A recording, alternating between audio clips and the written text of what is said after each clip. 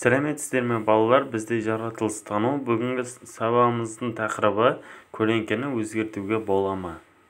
Бүгінгі өтетін сабақтың мақсаты құрылған эксперимент жоспарына сәйкес жаңа зат алу, зерттеу әдісін таңдау, себебін оның артықшылығы мен кемшілігіне байланысты негіздеу. Оқушылар, бүгінгі сабағымызды мына өлең жолдарымен бастайық. Жаратылыстану сабағын жақсылап оқып аламыз. Сәулесі деп сананың бәрін зерттеп табамыз. Оқушылар, сабағымызды бастамас бұрын топқа бөлініп алайық. Бірінші топ жасанды жарық, екінші топ табиғи жарық, үшінші топ көлеңке.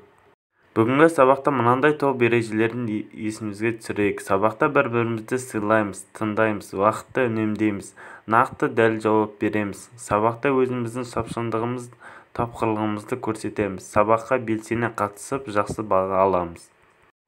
Көлеңке дегеніміз жарық денеге келіп түскен кезде дененің келесі жағында пайда болатын қараңғы дақ. Табиғи жарық көздері дегеніміз ол өздігінен сәуле шығаратын денелер. Жасанды жарық көзі адамның арнайы іс-әрекетінің нәтижесінде жарық шығаратын қолдан жасалатын денелер. Оқушылар, біз сіздермен лото ойынын ойнайтын боламыз. Яғни мен қазір сіздерге сұрақ қоямын, кім дұрыс жауап береді, сол лотоны ұтып алады. Бірінші сұрақ, жарық көзі дегеніміз не? Жауын-шашын дегеніміз не? Жауын-шашынның түрлерін ата. Ауа райы қалай ластанады? Ауаның қасиеттерін ата. Желдің пайдасы қандай? Оқушылар, біз сіздермен зерттеу жұмысын өткізетін боламыз. Жарық көзі мен доптың арасындағы арақашықтық қандай екенін зерттейміз, және де көлеңкенің шамамен өлшемін анықтаймыз.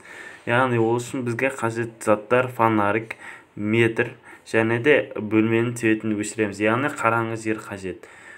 100-150 сантиметрде доптың қалай өзгеретінін байқайтын боламыз. Оқушылар, орнымыздан тұрып бір серке балайық. Ал балалар тұрайық, алақанды ұрайық. Оңға қарай иіліп, солға қарай иіліп, бір отырып, бір тұрып, бір тынығып алайық.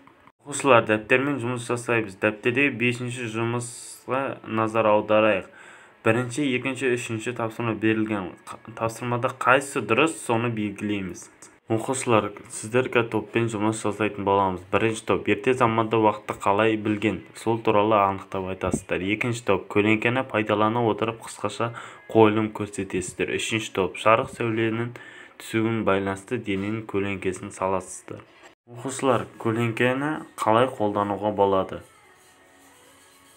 Ерте кезде уақытты анықтау үшін күн сағаттары қолданылғанын, оның жұмыс істеуі көлеңкенің түсуімен байланысты.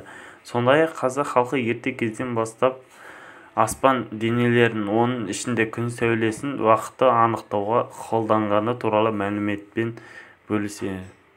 Оқушылар, сіздердің алдарыңызда әртүрлі түсті смайликтер берілген. Яғни қызыл түсті мен ештеңе түсінбедім, сары маған әлі де түсініксіз, жасыл маған бәрі түсінікті деген оқушы тақтадағы бағдаршам суретіне барып жабыстырасыздар.